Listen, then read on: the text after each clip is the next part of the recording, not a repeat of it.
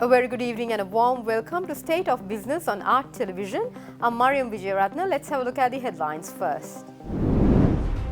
Upcoming Electricity Act goes under review before approval. EDB explores avenues of maximizing benefits from the Thailand-Sri Lanka Free Trade Agreement. News in detail. Power and Energy Minister Kanchana Wijesekara announced that the revised Electricity Act has been forwarded to the Legal Draftsman Department for review.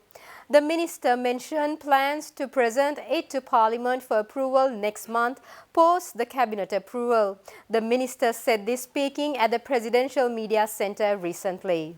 The minister stated that the revised bill is expected to be presented to Parliament in April for enactment into law upon Cabinet approval. Minister Wijesekara also expressed readiness to engage stakeholders in discussions to further reduce fuel prices through a transparent pricing formula. He emphasized the need for sustainable relief in public service categories, which extends beyond the scope of the CEB or the ministry. The minister also said that efforts are underway to mitigate electricity bills, including utilizing the first installment of the $100 million Indian loan to provide solar panels for public spaces. He emphasized adopting cost-effective methods to supplement existing power plants and reduce excessive electricity purchases, ensuring sustainable electricity affordability. Minister Wijesekara further mentioned that the Siamalandua power generation project is slated to be integrated into the national grid by the latter half of 2025.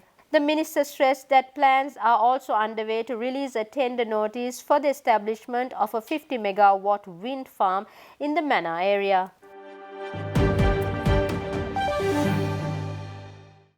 The International Monetary Fund commended Sri Lankan authorities for their commitment to implementing the Extended Fund Facility Program as a means to overcome the dire economic situation in the country.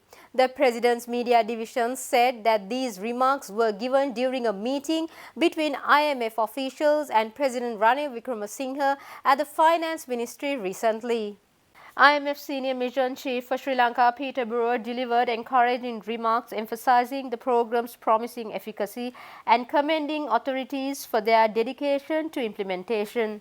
President Wickremesinghe reiterated the government's commitment to sustaining momentum and advancing the nation's economic agenda. The positive assessment highlighted the shared vision between Sri Lanka and the IMF in fostering economic stability and growth. Discussions delivered into various aspects of Sri Lanka's economic performance, focusing on fiscal stability, structural reforms, and future outlook. The meeting underscored the importance of continued collaboration and proactive measures in navigating challenges and fostering sustainable economic development. The meeting was attended by State Minister of Finance Shehan Semasinghe, Central Bank Governor Dr. Nandalal Weerasinghe, and Senior Mission Chief Peter Brewer, among others representing the IMF.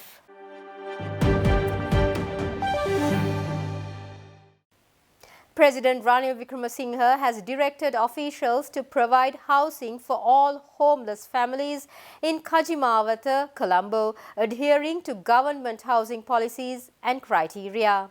These directives were issued by the President during a discussion held at the Presidential Secretariat recently. During the meeting, the President also instructed officials to assess underutilized government-owned buildings and lands within the Colombo municipal area for potential development and commercial utilization.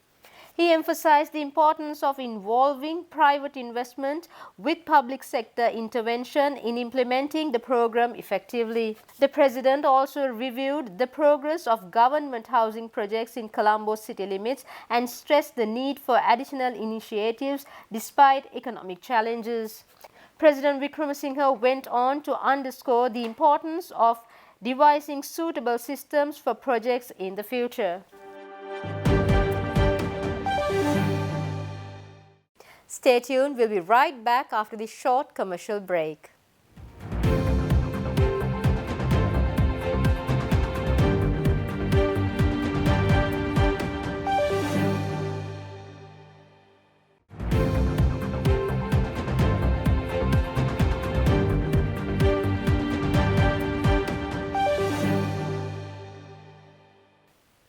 Welcome back after the break. The Sri Lanka Export Development Board, in partnership with the Ministry of Industries and the Department of Commerce, organized a seminar on the exploring opportunities and implications of the Sri Lanka-Thailand Free Trade Agreement at the auditorium of the Postgraduate Institute of Management recently.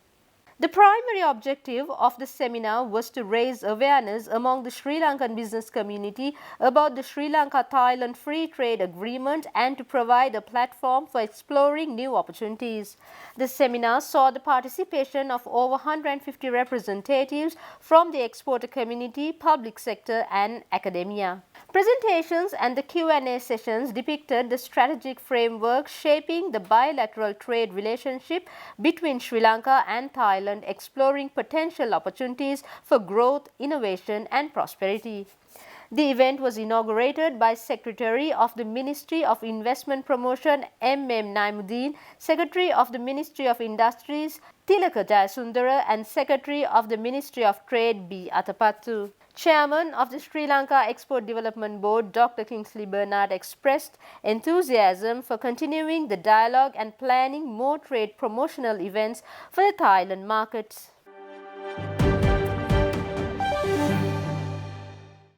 The USAID and the Women's Development Federation celebrated the successful conclusion of the capacity building program on trade and market access for women entrepreneurs. 40 women entrepreneurs from Sri Lanka's southern districts, including Hambantota, Galle, Matara and Monaragala, were honoured at a ceremony held in Veeravilla recently. These women entrepreneurs have completed a comprehensive year-long journey during which they received extensive training and mentorship from USAID and WDF. Additionally, they have gained invaluable insights into expanding their market reach and accessing both domestic and international trade opportunities. This program, backed by the United States, represents a significant milestone in empowering women-owned enterprises and driving socio-economic development in the region. The curriculum of the program, designed after an assessment by the Women's Development Federation, covered the challenges and opportunities for entrepreneurs. Deputy Director of USAID's Office of Economic Growth, Dennis Wessner, emphasized the pivotal role women can play in advancing Sri Lanka's economy. Managing Director of WDF, Sriyani Mangalika, commended the perseverance exhibited by these women entrepreneurs, acknowledging the challenges they have had to overcome.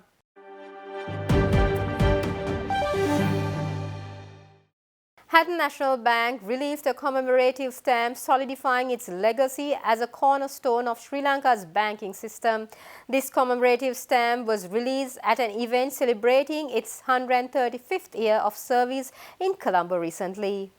The unveiling of HNB's new brand identity reflects its commitment to innovation and customer centricity. This vibrant new look symbolizes a new chapter for the Hatton National Bank, aiming to catalyze Sri Lanka's path to economic recovery. HNB's dedication to excellence has been recognized both locally and globally, earning accolades such as Sri Lanka's Best Corporate Citizen and Best Retail Bank in Sri Lanka. අපි දන්නා පරිදි මෙසේ සමරු මුද්‍රයක් නිකුත් කෙරුණු ලංකාවේ පළමුවෙනි පෞද්ගලික බැංකුව HNB. මේ වසර 135 පුරාවට හැටන් නැෂනල් බැංකුව මෙරට පරම්පරා ගණනාවකට බැංකුකරණයෙන් එහා ගිය විශිෂ්ට සේවාවක් ලබා දී තිබෙනවා. බැංකුවක් ලෙස ලංකාවේ අපේ ජනතාවගේ ජීවිතවල සතුටුදායකම අවස්ථාවලදී ඔවුන් සමග සතුට බෙදා හදාගත් ලෙසම ජීවිතයේ දුෂ්කර අවස්ථාවලදී ඔවුන් සමග හිඳමින් හා රැඳෙමින් ඔවුන්ට සහාය වෙමින් විශ්වාසවන්ත මිතුරෙක් ලෙස වගේම ඔවුන්ගේ ප්‍රගතියේ සහකරු ලෙසත් කැපී පෙනෙන මෙහෙවරක් ඉටු කරන්නට අපිට හැකි වුණ බව මා සඳහන් කරන්නේ ඉමහත් සතුටකින්.